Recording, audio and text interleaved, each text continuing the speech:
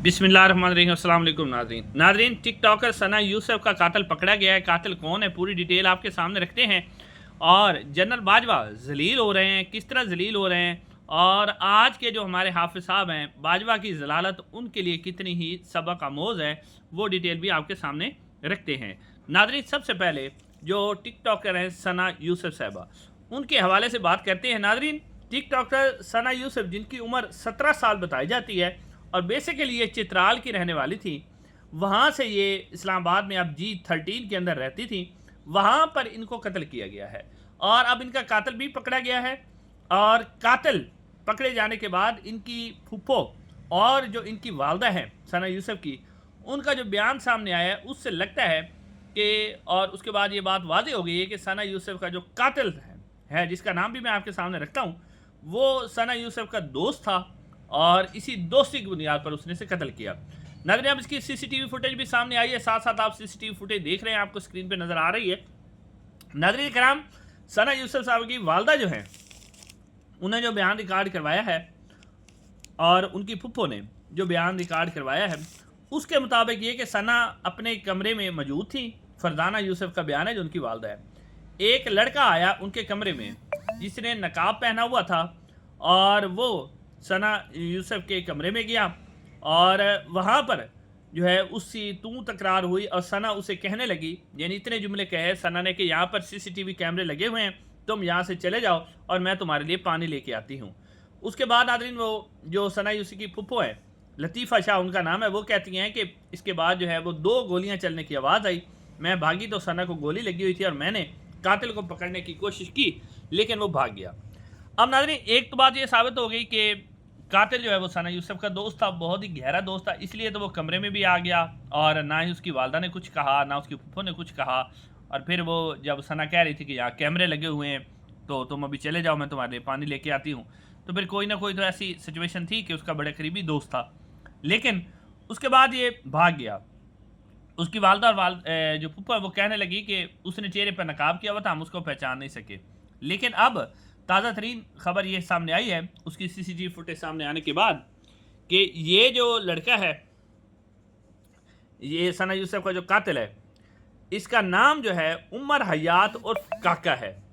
ये भी social media के ऊपर बहुत सी पोस्ट वगैरह और सोशल मीडिया अकाउंट चलाता है और सारे इसके जो सोशल मीडिया अकाउंट है उनके ऊपर काका ही लिखा हुआ है।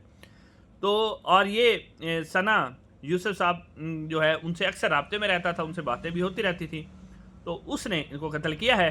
अब ये जो इस्लामाबाद पुलिस है उसके मुताबिक ये लड़का जो है ये यहाँ से भाग गया था और फैसलाबाद चला गया था, लेकिन फैसलाबाद पुलिस की मदद से और सीसीटीवी फुटेज सामने आने के बाद इसको गिरफ्तार कर लिया गया है। लेकिन नाज़रीन, अब सूरत हाल ये है कि इस तरह की बहुत सी टिकटॉकर जो हमारी लड़कियाँ हैं, बच्चियाँ हैं, आपको याद होगा कंदील बलोच और एक थल की रानी भी लड़की थी, उसको भी कत्ल किया गया था।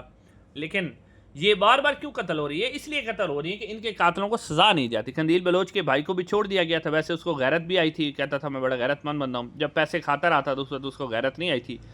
लेकिन जब कंदील बलोच ने उसके बाद उसकी गैरत जागी, पैसे खाता रहा लेकिन बाद में गैरत जागी और उसके बाद कंदील बलोच के भाई को भी छोड़ दिया गया।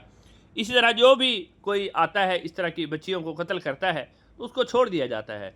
तो ये हमारी जो पुलिस है, हमारा निज़ाम है और हमारा जो एक सिस्टम है, जो हमारी रियासत है, ये उसकी नाकामी है कि बार बार इस तरह की टिकटॉकर बच्चियाँ कत्ल हो रही हैं, लेकिन बजाय इसमें उनको सज़ा नहीं मिलती बल्कि उन्हें छोड़ दिया जाता है। अब नाज़रीन, इससे जो अगली खबर है वो बड़ी अहम है और ख़बर यह है कि जो साबका army chief Qamar Javed Bajwa, retired Qamar Javed Bajwa साहब, वो इस वक्त किस हद तक जलील हो रहे हैं और उनकी जो जलालत है उसका यानी एक किस्म का सबक है जो मौजूदा हमारे हाफिज साहब है, फील्ड मार्शल साहब, उनके लिए है। एक बात तो ये साबित हुई कि चाहे आप जिस भी ओहदे पे बैठे हो, सरकारी मुलाजिम हो, चाहे वो आर्मी चीफ हो, चीफ जस्टिस हो, आपने एक दिन ओहदा छोड़ जाना है, आप उस पर नहीं बैठेंगे। लेकिन जो अवाम होती है, जो सियासतदान होते हैं, उन्होंने यहीं रहना है। अब आपने देखा नवाज शरीफ साहब को आपने रगड़ा लगाया, बेनज़ीर साहबा को रगड़ा लगाया, बेनज़ीर अल्लाह ताला उनकी मग़फ़िरत करे वो चली गई हैं, लेकिन पीपल्स पार्टी आज भी मौजूद है, वो सियासत कर रही है, नवाज शरीफ साहब भी कर रहे हैं। अब इमरान खान को आपने रगड़ा लगाया हो तो वो भी आ जाएगा, लेकिन आप चले जाएंगे। अब जिस तरह बाजवा साहब गए हैं और आज ख्वाजा आसिफ साहब जो कि बाजवा साहब के बारे में उनकी खबर है। फवाद चौधरी साहब बताते हैं कि जनरल बाजवा साहब जो हैं वो अक्सर जो ख्वाजा आसिफ साहब है वो जनरल बाजवा साहब के घर जाते थे, और ख्वाजा आसिफ साहब का ताल्लुक़ था जनरल बाजवा के जो ससुर थे जनरल अमजद साहब के साथ। तो वो जनरल अमजद साहब के पास जाते, उनके लिए गोश्त भी लेके जाते, उनके लिए उजड़ी भी लेके जाते, उनकी खिदमत तवाज़ो करते। तो उन्हीं जनरल अमजद साहब ने जो है वो सुलह करवाई थी, यानी कि डील करवाई थी जनरल बाजवा के साथ ख्वाजा आसिफ की। तो ख्वाजा आसिफ जो हैं वो कहते हैं जनरल बाजवा, फवाद चौधरी साहब कहते हैं कि जनरल बाजवा के पाँव में बैठे रहते थे और उनकी भी मालिश किया करते थे, ठीक ठाक बूट भी पॉलिश किया करते थे। और आपको पता है 2018 का इलेक्शन ख्वाजा साहब खुद बता चुके हैं, मैंने जनरल बाजवा का फ़ोन किया था तो उन्होंने मुझे जितवाया था। तो अब ख्वाजा साहब क्या कहते हैं कि जनरल बाजवा ने, मैंने इतनी सियासत 35 साल में नहीं की जितनी जनरल बाजवा ने की है। यानी आज जनरल बाजवा साहब जो कि उस वक्त ख्वाजा आसिफ साहब की उन्होंने डील करवाई, इमरान खान की हुकूमत उन्होंने गिराई और एक एक्सटेंशन भी ली, तो इसी ख्वाजा आसिफ को उन्होंने वज़ीर भी बनवाया, सारा कुछ किया, लेकिन इसको इलेक्शन भी जितवाया। लेकिन आज ख्वाजा आसिफ क्या कह रहा है कि जनरल बाजवा एक कमीना इंसान था, घटिया इंसान था, और उसने इतनी सियासत की जितनी हमने नहीं की। यानी आज जनरल बाजवा साहब को ऐसे लितर पड़ रहे हैं, ऐसे लितर पड़ रहे हैं कि आप अंदाज़ा नहीं कर सकते कि अब सूरत हाल ये आपको पता ही है कि जनरल बाजवा साहब इस पर अपने घर में रहते हैं, बाहर नहीं निकल सकते। काजी फैज़ी साहब के हवाले से आप देख लें कि वो आवाम के सामने नहीं आ सकते, पब्लिक में नहीं आ सकते, किसी जनाजे पे जाए तो लोग उनको सलाम भी नहीं करते। तो अब जनरल बाजवा साहब घर के अंदर बैठे हुए हैं और कभी साफ़ियों को बुलाते हैं और कभी किसी को कहते हैं और अपनी सफाइयाँ देते हैं कि जी मैंने तो ये काम किया ही नहीं था, मैंने तो हुकूमत गिराई नहीं थी। तो अब कहते हैं कि अंसार अब्बासी साहब जैसे जो दरूद शरीफ पढ़ के मुनाफिक और झूठे इंसान है, जनरल बाजवा साहब ने जी जो करप्शन की फैलें रखी थी बुशरा बीबी की, तो भाई वो कहाँ है करप्शन की फैलें, निकालते नहीं। आप मौजूदा साहब तो बैठे हैं, वो फैलें निकाल के दिखाएं। तो अब जनरल बाजवा साहब अंदर कमरे के अंदर बैठे हैं, लोगों को सफाइयाँ दे रहे हैं, कभी कुरान उठाते हैं, लेकिन उनकी कोई बात मानने के लिए तैयार नहीं है। तो भाई ये सबक है, आज जो बड़े बड़े ओहदों पे लोग बैठे हुए हैं और अपने आप को जो है वो मुख्तलिफ ओहदे दिलवाते जा रहे हैं और जिसके बाद कहते हैं कि जी हमारी इज़्ज़त में इजाफा हो जाएगा, तो ऐसा नहीं होना।